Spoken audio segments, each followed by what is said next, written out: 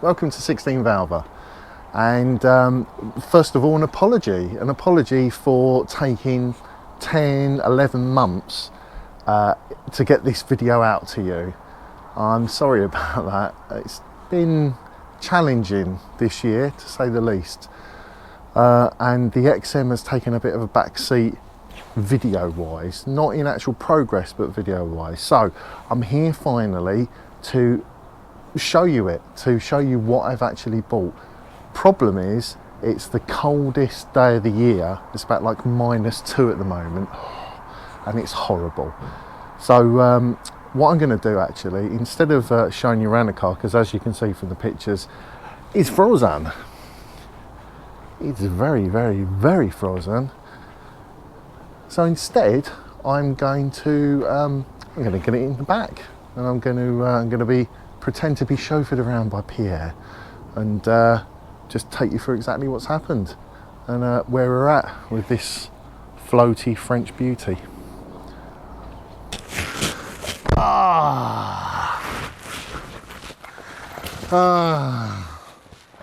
Home, Pierre.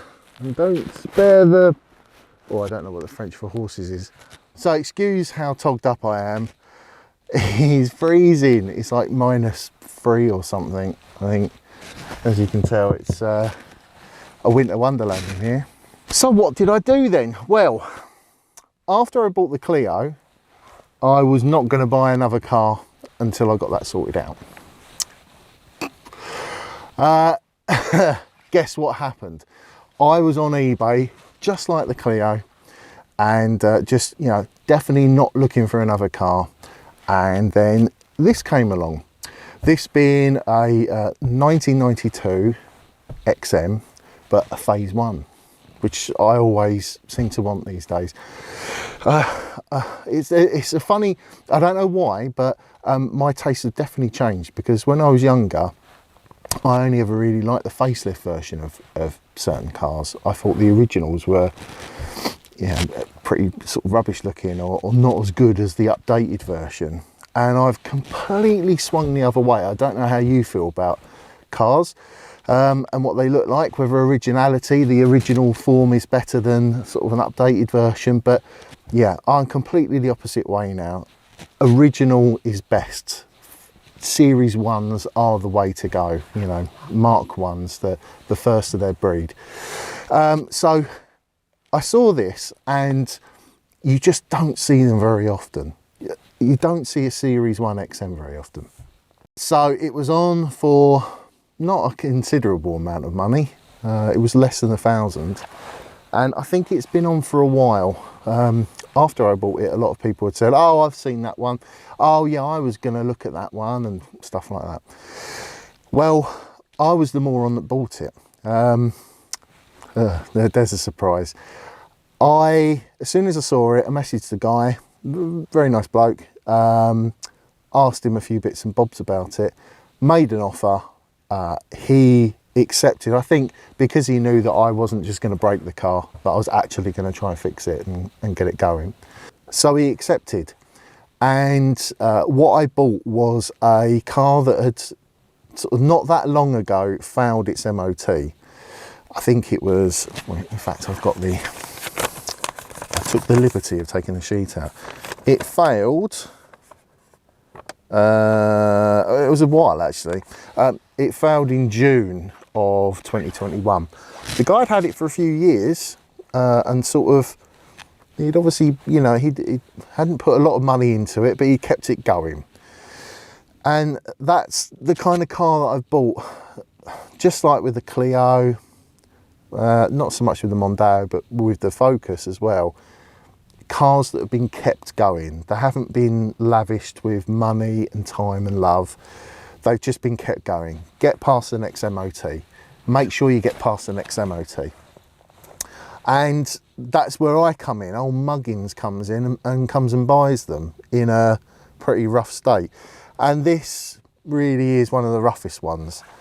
Not just with the body, but with, you know, the interior. The interior is near enough all there, bar a couple of bits. don't know if you can see that. Oh, look at that, it's totally frozen inside as well. It's missing that beautiful third rear glass for the hatch, as well as the parcel shelf. Where they've gone, I don't know. So let me take you through what happened. So I bought this. I agreed with the guy to buy it. I bought the car and he lived in Somerset. They always live millions of miles away, don't they? So I had to get the car trailered over. I'll show you a couple of pictures of the car being delivered to me by a very nice gent. And it was in my possession, a Mandarin Red 1992 Citroën XM SD Turbo in all its terribly faded and seagull put upon bodywork. At least it had all of its wheel trims. I mean, they're pretty sought after, and I love those wheel trims. I actually prefer them to the alloys, weirdly. I think they look better. So I was very happy it came with all that. Didn't come with a lot of service history, unfortunately. Came with a couple of keys, not a remote. Once again, just like the Clio, the remote just disappears. And a whole list of MOT failure items. Predominantly, it failed on, and this was dangerous, it failed on one of its tyres basically. But all of the tyres were nearly, they need to be repaired basically, or they were close to. So we had that. We had the passenger seat backrest could not be secured in an upright position. Weirdly, I've never seen that before. Stop lamp adversely affected by the operation of another lamp near side rear. And the same thing for direction indicator adversely affected by the operation of another lamp. And the position lamp adversely affected by the... Basically, it's like a school disco back there. I'm going to show you how I fixed it, because I have fixed it, which I will go on to in a minute.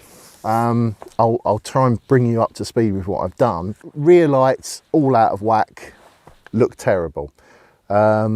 Got a suspension pipe leaking on the offside front. That made me a bit worried, to be honest, because obviously this is my first Citroën. And I suppose my worry has always been about owning Citroëns, has always been about the suspension. How does the normal person who doesn't know a massive amount about mechanics, how do they cope with this weird science fiction type suspension layout? Which it affects the steering and the brakes as well. So when I saw suspension pipe leaking from the offside front, I was a bit worried. And lastly, the windscreen washers not working, you know. And on monitor and repair, it's got some brake hose slightly deteriorated, near side and offside. Oil leaks, I mean, no poo-poo Sherlock, there's oil leaks there. And the offside front indicator outer lens is damaged. And if you've seen the short video, and I'll overlay now what we're talking about, weirdly, the lens itself, the unit still works perfectly. And that's hence why that isn't a fail. But it's just, I don't know why, it's almost like someone cut the outer part of it off. I don't know, maybe it got damaged. So thinking about it now, maybe the thing got damaged, it got hit, and it obscured most of the lens from working properly. So they literally lobbed off the front so that you could see it working behind. So it still works, but I am very much on the lookout for one of them. Of course, they are hen's teeth. They are very difficult to find, like most things for a Series 1. Series 2, oh, it's everything. You can just get everything. It's fine. Series 2, no problem at all. You want indicators, you want fog lights, whatever, you've got it. You want dashboard parts, you know, no problem. Series 1.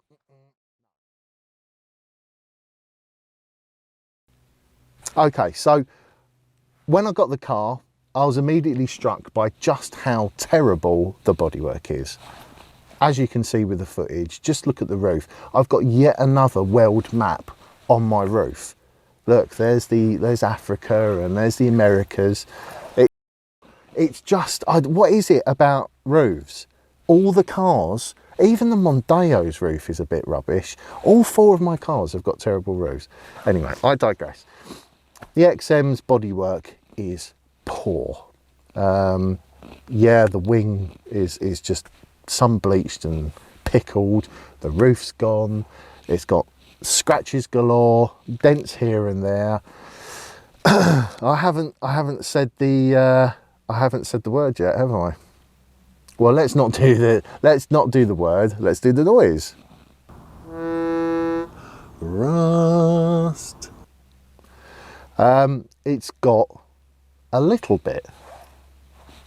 So one thing I missed off of the fail sheet is 2 at the top, which is subframe mounting prescribed area excessively corroded, significantly reducing structural strength near side front and offside front. Now, of all the things that I can do or have done or will do myself, that's the sticking point. Just like with the Clio, that's the sticking point. And oh, look how bad it is. It's obviously not anywhere near the levels of the Clio, but what I found is that it's got a tremendous amount of rust traps, dirt traps, mud traps. Those behind the mud flaps, not mud flaps, sorry, the arch liners. There's they use little grommets. I don't know why, because it's not really giving you a lot of access to anything. But of course, if the grommets disappear or don't get put back after they've been removed, it just allows mud and water and everything from the spray of the wheels to get in. And of course, what it started doing is rotting the sort of side mount supports. I think it happens to pretty much most XMs, to be honest. It hasn't got a tray underneath, so that's where a lot of spray gets up as well. But it's hit one of the most common areas, which are where the bulkhead goes into the floor and meets sort of the A-pillar sides, either side. What you can see is it's just rotted away. But it's not terrible. And if anything, that is definitely something that I think I can fix myself with my newfound welding skills. Insert me welding. Oh no, I can't, because I haven't done that yet, but I will. So what I'm thinking is that this car is going to be way quicker for me to get sorted out. I've basically done, within the space of these 11 months or so, I've done the majority of the work. I'd say, actually, thinking about it, I've done pretty much everything now, bar the rust. So what I'm going to do is I'm going to show you in a couple of videos. I'll group them together so I don't string it out.